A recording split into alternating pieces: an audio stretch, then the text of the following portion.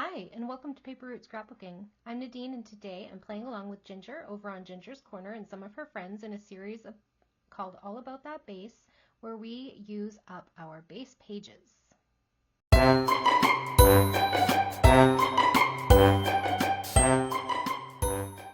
Hello everyone, and welcome back to my channel. I'm Nadine, and I am going to be working with another base page today for All About That Base with Ginger's Corner. And I am enjoying this YouTube hop and hoping to get 20 of my base pages used up before the end of November. So this is number 5, and today I think this is going to come together really quickly because I had these leftovers from a little online thing that I did for my store, and I didn't want to throw them away because they're kind of cute, and so I just made a base page with them and threw them in the box.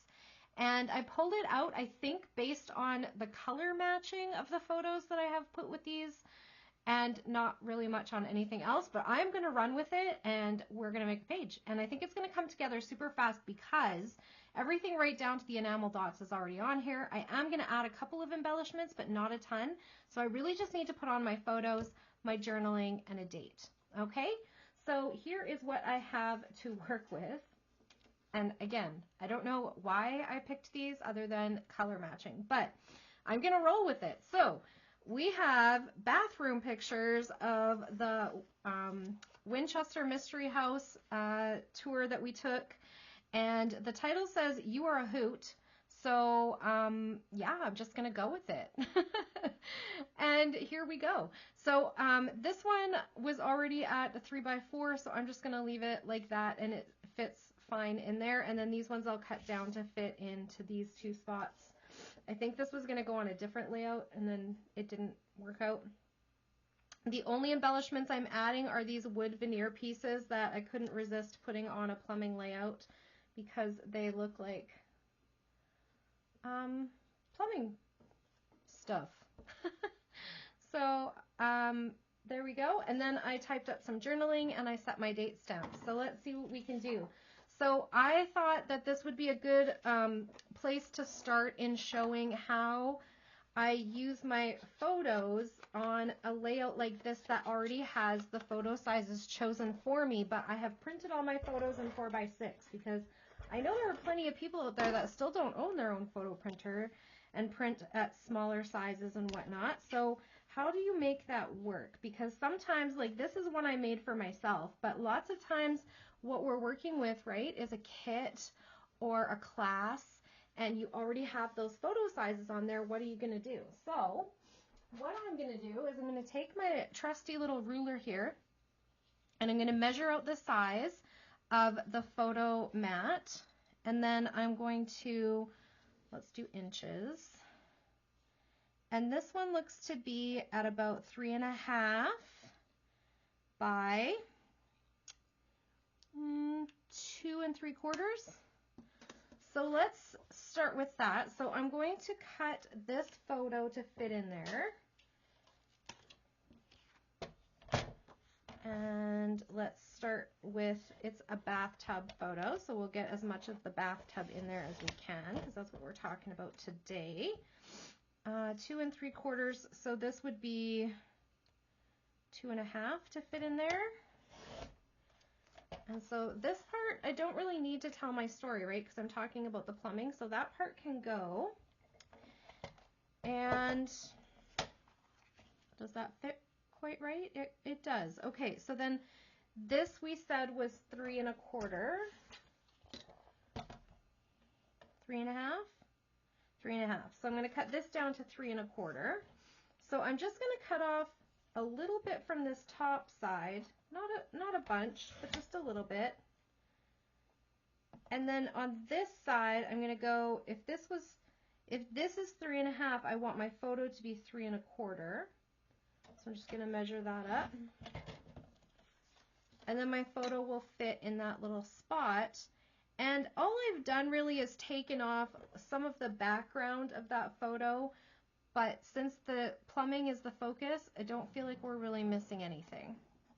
Same kind of idea with this one. There was a window up here, so this is way overexposed anyways. So we're going to try to cut it down to just show some of those pipes. that were on the wall. And so this one is 3 3/4 by 2 3/4. So we're going to go 2.5 by 3.5. So I'm going to go with 3.5 this way. And then I'm going to cut right to the bottom of this plumbing pipe because there's nothing down here. There's like a rope that stopped everybody from going into the shower. And so I'm going to cut right about here. There's nothing really to show down there, right?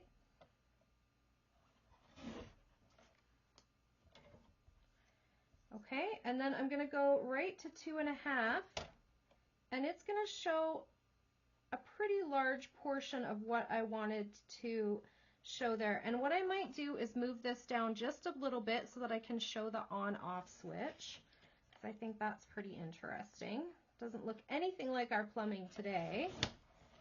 Not what we see of it anyways. And then I'm just going to trim a little bit more off the bottom so I can back to that 2.5 size. And so now do you see how that still shows what we're talking about? In fact, it's almost like zooming in or making a close-up, right? So there we go. And this is why when I printed my photos at 4x6, I didn't do a ton of editing in terms of sizing, so that I could cut down a little bit and get more photos on the layout. Okay, so there we go. Just going to ink the edges of those because this photo paper that they printed on, it leaves like a little bit of a halo around the photos, which is fine, but if I ink it up in the same color as the other papers, it blends better. Especially on layouts like this where there's not a ton of white happening. So there we go. And here we are. A little adhesive on the corner there.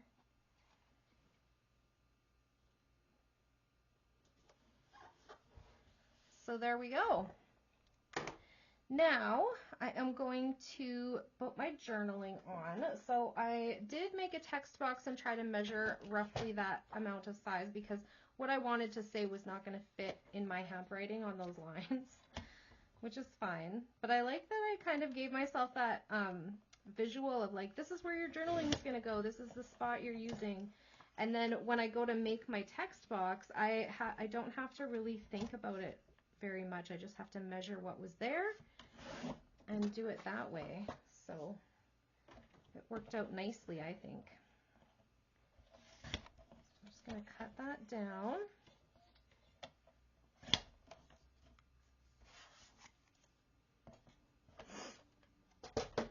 And I got much of this information off of the internet, but I did like put it into my own kind of words. And it says, Sarah Winchester was 50 years ahead of the times. Her home had indoor plumbing faucets and showers. Less than 80 years ago, nearly half the houses in the United States lacked hot piped water or a bathtub or a shower. Over a third of the houses didn't have a flush toilet. In 1920, 2 years before Sarah passed away, only 1% of U.S. homes had electricity and indoor plumbing. So yes, she was living in a mansion, so it makes sense that she would have that, but she was very, very much ahead of her time. She even had garden hoses, which was kind of a big deal because she had like plants everywhere. So that would have been so nice for her house staff to have that privilege and not have to lug buckets of water all over, right? Okay. I'm just gonna, looks like that paper came back up, so I'm just gonna add a little bit of wet glue to tack it back down. There we go. And then, like I said, I'm gonna add these plumbing pieces. I don't even know what these are from, but I have a whole bunch of them. So might as well use them, right? I was kind of looking at them and thinking these would be good for, we just came back from California and went to Super Mario World or whatever it's called, Super Nintendo World, and there's lots of pipes and that sort of thing themed into that. So I'm like, oh, I have to remember those when I go to scrapbook that. what it made me think of. There we go. Place for everything, right? Even pipes. So I just need to stamp my date on here and I think we're done. So like I said, this base page was using up all of those things, including the enamel dots. And I think I was trying to use up some letters too, based on that these two are different from each other. So I feel like I really didn't have to do too much when I pulled this out. And now this layout is documented. Here we go. Got a date on there. And I think that is it. So thank you so much for hanging out with me today. I really appreciate you being here. If you have any questions or comments, please leave them down below and I'll get back to you just as soon as I can. Make sure to hit that more or show more button if you want to check out the other ladies who are participating in this YouTube hop.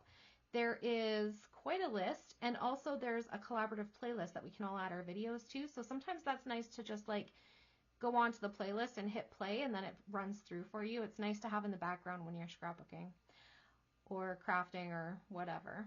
Okay, so thank you so much for being here today. I hope you all have a great day and bye for now.